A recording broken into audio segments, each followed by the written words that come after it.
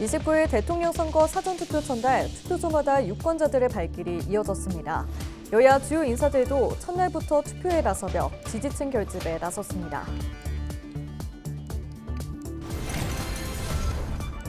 부산대학교와 부산교육대학교가 교육부 최종 승인으로 통합이 확정됐습니다. 통합 부산대는 2027년 3월 공식 출범 예정이며 현 부산대 총장이 통합총장을, 부산교대 총장이 부총장을 맡게 됩니다.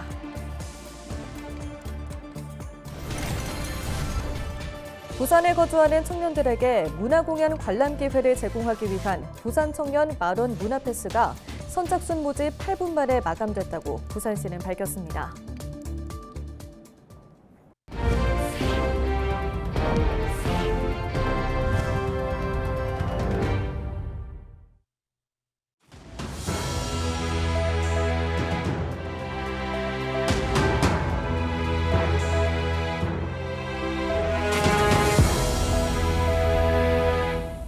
시청자 여러분 안녕하십니까? 헬로티비 뉴스입니다.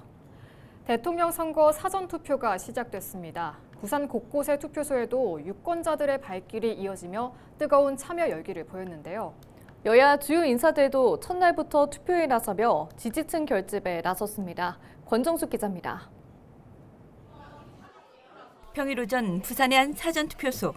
시민들이 하나둘 줄을 서기 시작하더니 금세 긴 행렬이 이어집니다. 신분증을 꺼내들고 안내를 따라 들어서는 발걸음. 조용한 투표소 안엔 진지한 긴장감이 감돕니다. 투표는 꼭 해야 되는데 제가 6월 3일 날 계획이 있어요. 그래서 혹시나 못 찍을까 봐 오늘 그 권리를 하러 온 거죠. 아무래도 뭐 그렇게 국정이 그렇게 어지러웠던 점도 있고 해가지고 더 좋은 제 아들이 있는데 아들한테 좀 더 나은 미래를 위해서 투표도 이제 국민으로 당연히 해야 될 권리가 아닌가 해서 오늘 왔습니다. 이번 대선의 치열함을 반영하듯 여야 주요 인사들과 대선 후보 배우자까지 첫날부터 사전투표에 참여했습니다. 지지층 결집과 부동층 공략을 노린 전략적 행보로 풀이됩니다. 부산의 사전투표 열기는 이제 낯설지 않습니다. 사전투표가 처음 도입된 2017년 제19대 대선 당시 부산의 투표율은 23.19%, 5년 뒤 20대 대선에서는 34.26%로 역대 최고치를 기록했습니다. 사전투표 문화가 정착되면서 정치에 대한 부산 유권자들의 참여도 눈에 띄게 높아지고 있습니다. 선거 당일엔 변수도 많고 관심도 분산되는 만큼 사전투표율은 사실상 초반 민심의 향방을 가늠하는 지표로도 읽힙니다. 투표 인증샷은 투표소 밖에서 촬영하여야 합니다. 기표소 내에서 투표지를 촬영하거나 촬영한 투표지를 SNS 등에 게시하는 경우 선거법에 따라 처벌받을 수 있으니 유의해야 합니다. 대통령은 우리나라의 미래를 책임지는 중요한 자리입니다. 정책과 공약을 확인하시고 소중한 한 표 꼭 행사해 주시기 바랍니다. 사전투표는 30일까지 아침 6시부터 오후 6시까지 진행됩니다. 본선보다 먼저 뜨거워진 부산. 민심의 향방은 어디로 향할지 주목됩니다. 헬로티비 뉴스 권정숙입니다. 더불어민주당 부산선거대책위원회는 29일 사전투표 전날 부산에서 유권자들을 차량으로 태워 나른 의혹이 있어 선거관리위원회에 신고했다고 밝혔습니다. 민주당 선대위는 부산 진구의 한 요양보호센터에서 승합차로 어르신 유권자들을 실어 나르고 있다는 제보를 받고 부산시 선거관리위원회에 신고했습니다. 민주당은 해당 차량이 교통약자용 이동수단이 아니며 장애인 단체나 관련 기관의 요청도 없었던 것으로 확인됐다고 전했습니다. 또 본 투표일에도 유사한 불법 행위가 우려된다며 감시 활동을 강화하겠다고 밝혔습니다. 부산대학교와 부산교육대학교가 교육부 최종 승인으로 통합이 확정됐습니다. 글로컬 대학에 선정된 두 대학은 학령 인구 감소와 교원 양성 혁신 등을 위해 통합 절차를 추진해 왔습니다. 교육부 승인이 완료되면 통합 부산대는 2027년 3월 1일 공식 출범합니다. 통합 후 부산대 총장은 통합대학 총장을, 부산교대 총장은 연재 캠퍼스 부총장을 맡게 되며 임기는 각각 잔여 기간까지입니다. 연재 캠퍼스에는 부산시 교육청이 참여하는 교육특화 총괄위원회가 설치돼 교원 양성 정책을 결정하고 행정을 담당합니다. 부산에 거주하는 청년들에게 문화공연 관람 기회를 제공하기 위한 부산 청년 만원 문화패스가 선착순 모집 8분 만에 마감됐다고 부산시는 밝혔습니다. 시는 지난 28일 오전 10시부터 동백전 앱을 통해 문화패스 접수를 시작했는데 접수 시작 8분 만에 8,500여 개 신청이 모두 완료됐다고 말했습니다. 이번에 선정된 청년들은 부산은행 동백전 카드 발급 등록과 함께 만원을 충전해 예매 준비를 하면 되며 공연 목록은 오는 다음 달 9일 동백전 앱을 통해 공개됩니다. 이제 우리나라도 마약 청정지대가 아니라고 합니다. 국제 마약 조직이 우리나라 항구를 대규모 마약 유통의 통로로 활용해온 정황이 드러났는데요. 해경과 세관 등으로 구성된 합동수사본부는 지난달 강릉 옥계항으로 국내 최대 규모 마약을 밀반입한 혐의로 필리핀 선원 4명을 구속하고 해외로 도피한 공범들에 대해서도 추적에 나섰습니다. 최성식 기자가 보도합니다. 지난달 2일 중무장한 해경특공대와 마약수사대가 선박수색을 벌입니다. 강릉 옥계항에 들어오는 화물선에 대규모 마약이 실려 있다는 미국 FBI와 마약 단속국의 첩보를 입수한 뒤 해경과 세관 당국이 합동 단속에 나선 겁니다. 실제 수색 결과 선박 기관실 내 밀폐 공간에서 비닐에 쌓인 코카인이 무더기로 적발됐습니다. 해경이 선박에서 찾아낸 코카인은 포장지를 포함해 약 2톤 규모로 국내 마약 유통 사상 최대 규모입니다. 시가로는 약 8,450억 원 상당으로 무려 5,700만 명이 한 번에 투약할 수 있는 양입니다. 이번 사건과 관련해 언론에 마약 실물이 공개된 건 이번이 처음입니다. 해경이 압수한 코카인은 이처럼 사각 블록 형태로 포장돼 있는데요. 전체 압수된 물량은 1.7톤에 달합니다. 동해지방 해양경찰청과 서울본부세관 합동수사본부는 28일 코카인 밀반입에 가담한 혐의로 필리핀 선원 4명을 구속했다고 밝혔습니다. 카르텔로부터 하나 약 1억 원씩 받기로 한 엘선박 선원 4명의 도움으로 마약 카르텔 조직원 10명에서 15명이 해당 선박으로 승선해서 보트에 실려있던 코카인을 엘선박 기관실 코포댐으로 옮겨 실은 사실과 구속된 선원들은 화물선이 파나마에서 충남 당진과 중국을 거쳐 강릉으로 오는 과정에서 제주 인근 공해상과 서해상에서 모두 4차례 마약 하역을 시도한 것으로 드러났습니다. 선박이 특정 지점을 지날 때 선원 일당이 마약을 바다에 던지면 조직원이 이를 회수해 다시 마약상에게 전달하는 이른바 해상 던지기 수법입니다.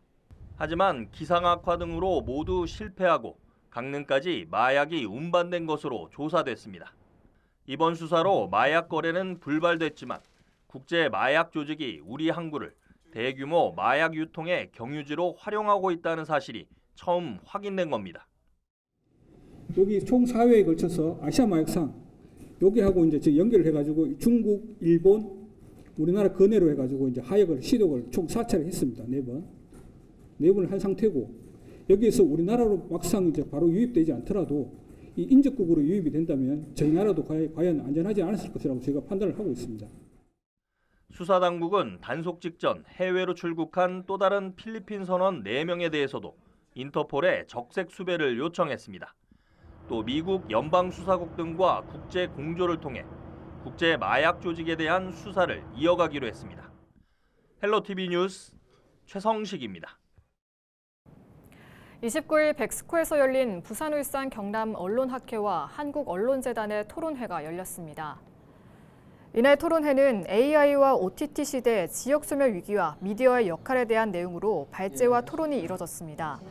특히 지역 미디어 활성화를 위한 케이블 TV 지역 채널 지원 방안에 대한 세션에서 토론자들은 케이블 방송이 산불이나 태풍 등 재난 방송에서 강점을 보이고 다양한 콘텐츠로 지역성을 살리고 있는데 여전히 많은 규제가 적용되고 있다며 제도적인 완화가 필요하다고 강조했습니다.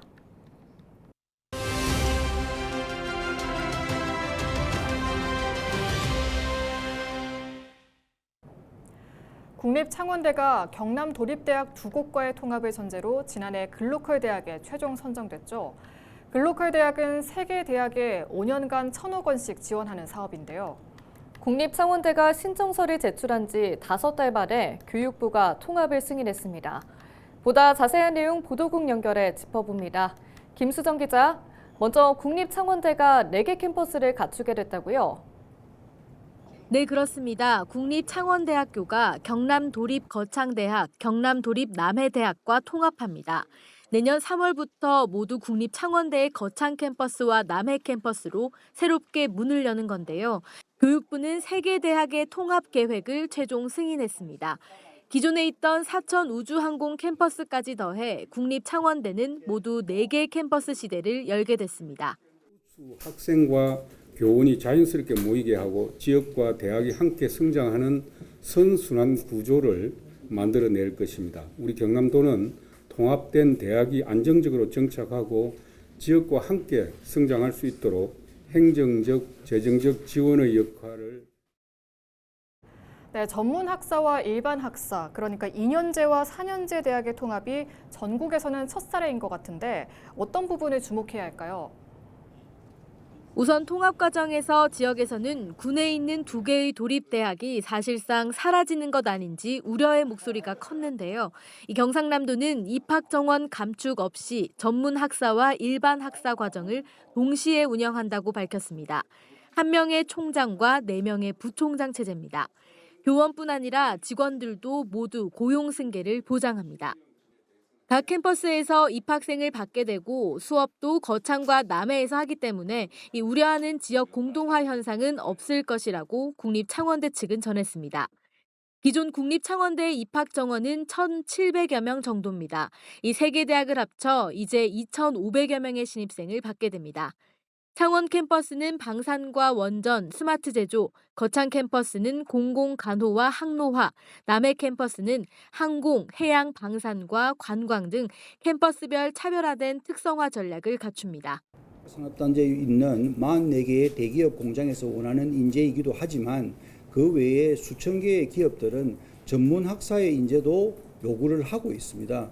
너무나 많은 고급 인재만을 양성해서 되는 것도 아니고 그렇다고 해서 전문 학사만을 요구해서도 이 지역사회가 발전할 수 없습니다. 조금 전에 말씀드린 U자형의 인재 공급. 네, 지역 대학의 위기로 인해서 국립창원대와 비슷하게 글로컬 대학에 사활을 거는 학교들이 많은데요. 올해 경남의 글로컬 대학 상황은 어떻습니까? 네, 현재 경남에서는 경남대학교와 연암공과대학교가 글로컬 대학 막차를 타기 위해 안간힘을 쏟고 있습니다. 경남대는 단독, 연암공대는 울산과학대와 연합 유형인데요. 이 경남대는 국가산단 디지털 대전환을 위한 밀착형 기업 지원을 추진하는 지산학연 일체대학이 목표입니다. 단독 유형이긴 하지만 이 국립창원대와 비슷하게 인근 대학과 협업하는 방안을 갖고 있습니다. 연암공대는 울산과학대와 연합, 한국폴리텍 7대학과 연계하는데 지산학연 상생 연합공과대학 구축이 방향입니다. LG나 HD현대 등 지역 기업과도 협업합니다. 두 곳 모두 단독으로는 글로컬대 승산이 없기 때문에 지자체, 지역 기업, 타 대학과 함께 머리를 맞대고 있습니다. 정부는 전국에서 예비 지정된 대학의 실행 계획서를 평가해 오는 9월 10개인의 대학을 최종 지정합니다. 올해도 경남에서 글로컬 대학이 탄생할 수 있을지 주목됩니다. 네, 지금까지 김수정 기자와 국립창원대 통합 그리고 글로컬 대학 내용까지 짚어봤습니다. 다음 소식입니다. 경상국립대 대학동물병원 건립 사업이 본격 추진됩니다.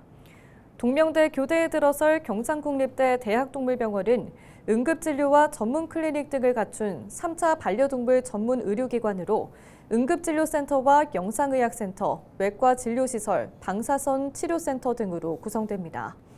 또 지역대학 반려동물학과와 연계해 취업과 창업 관련 정책과 사업들을 육성하고 반려동물 산업 발전을 지원하는 핵심 거점으로 활용될 전망입니다. 부산시는 관련 행정 절차를 차질 없이 수행해 올해 10월 중 공사를 시작하고 2027년 6월에 건물을 완공한다는 계획입니다. 이상으로 뉴스를 마칩니다. 시청해주신 여러분 고맙습니다.